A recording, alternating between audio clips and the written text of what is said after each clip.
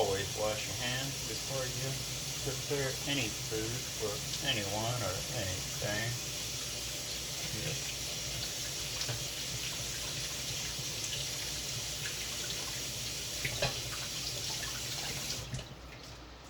Hi guys, it's Rick again. Got a new video. I'm gonna show you how I guys prepare Sherma's food.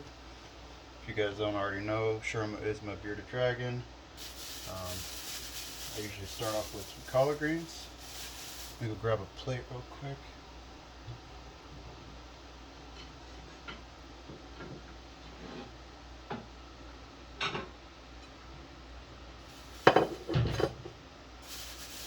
So you start off with some collard greens. I did wash my hands previously. You do want to wash your hands before preparing any food. That's for humans and pets. You always want to rinse off all of your veggies, your greens. I stick to organic if you can. Stick to organic. It's best for your animals and yourself. So what I do with the collard greens is I tear them. I don't like to cut my collard greens. I don't know why. It's something I grew up on. It's better just to actually tear it. Take off the stem piece so she doesn't choke or anything on it. Don't want her to do that. So I try to peel it in strips and take out these harder veiny spots. Took that out. You can actually feed that to your roaches or your dubia roaches or your isopods. They might like it. Mine tend to sometimes nibble on it here or there, and then you gotta take it out after about a day. I just break it up into little pieces like that. Take it in strips, peel, and then tear it again into smaller pieces. And then stack on the plate, and you kind of like shuffle it around and get it all loosened up. So, as mentioned before, do the same thing with the next piece.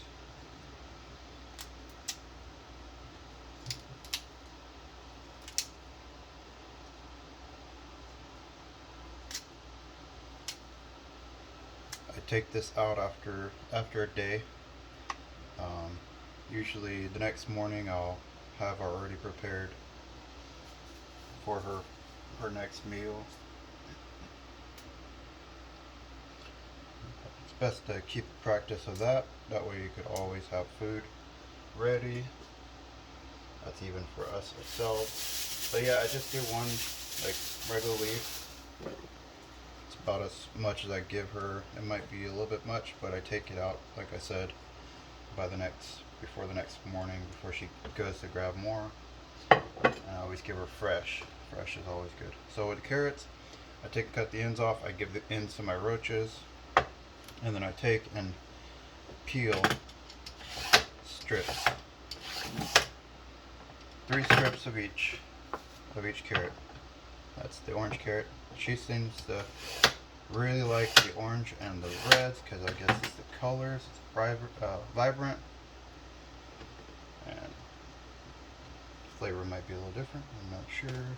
I do like different variety myself. Take a piece of squash, yellow squash, and I cut it really thin. However, then you feel is necessary for your bearded dragon to be able to eat and swallow with no issues. I do mine like that. Cut it in half. Almost like you're cutting a pizza, but you keep smaller triangles. And then you kind of shuffle it around, put it on top of the greens.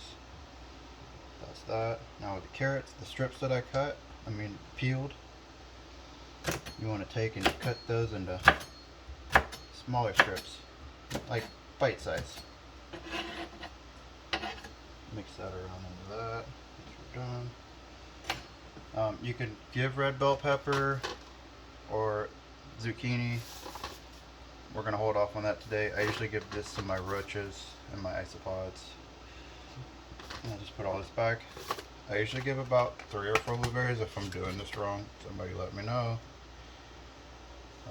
But I kind of hide it in her dish. She tries to get it, and that makes her eat more of the veggies. But she does get her blueberries. I end up handing them to her before I get rid of her food. She doesn't find them all the time, so I end up giving them to her. But yeah, that is. And then I put some bee pollen on inside here. Once I put it on in her dish. But yeah, just toss it around, mix it around. It's gonna have the different colors. She's gonna like the different textures. She seems to eat this every day with no problem.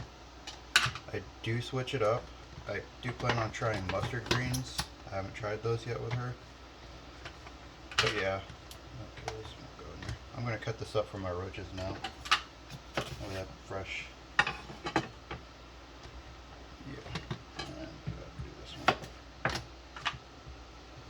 Fresh water source. My roaches devour this stuff.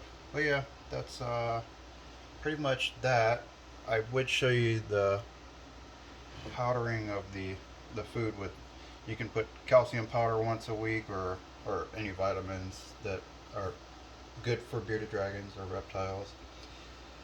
I'd say once or twice a week, not too much, just because you already dust your roaches or crickets or whatever you feed, or mealworms. But yeah, I do breed my own dubia roaches, and I dust them. But this is their staple diet, really. It's veggies. They do need their protein, but the veggies are very important for their digestion. So is good Uvb light, which I prefer the long bar lights. I have two of them currently on the enclosure, and a good heat source, which my favorite are the ceramic heat emitters, because they don't put off any light. I already have a grow light in there and the two UVB lights. And make sure they can get up to that heat source or get closer to the UVB lights with at least a couple logs or bricks or whatever you can to make where they can get up closer to it and regulate their own temperatures. But yeah, I just recently made the switch to bioactive, and this has definitely been a change for her. She's been living 8 years on looks like excavator sand. I didn't feel comfortable with that. I mean, yes, she's been fine without it. I don't think she's ever seen a vet in her lifetime. I do plan on taking her to a vet, getting a fecal sample done. But yeah, so far she's looking very healthy. She's shedding really well. I've been giving her baths. She eats every day. She does go poop. I have isopods and springtails in there. I still clean the poop out, and also the urates. Urates do not get broken down by anything. But yeah, I definitely am learning as I'm going to. And if anybody has any tips or tricks or any advice, feel free to give it to me. I will listen. Or everybody has their own opinion. Thank you for everything you guys do, and thank you for watching. If you haven't already, click the like button and subscribe. I do plan on making more videos on my isopods and my shrimp and my fish, and also all my plants. Hope everybody has a blessed day, and stay true to yourself, and do what you do that makes you happy, and things that you would be happy doing for free. You guys have a great day. Peace.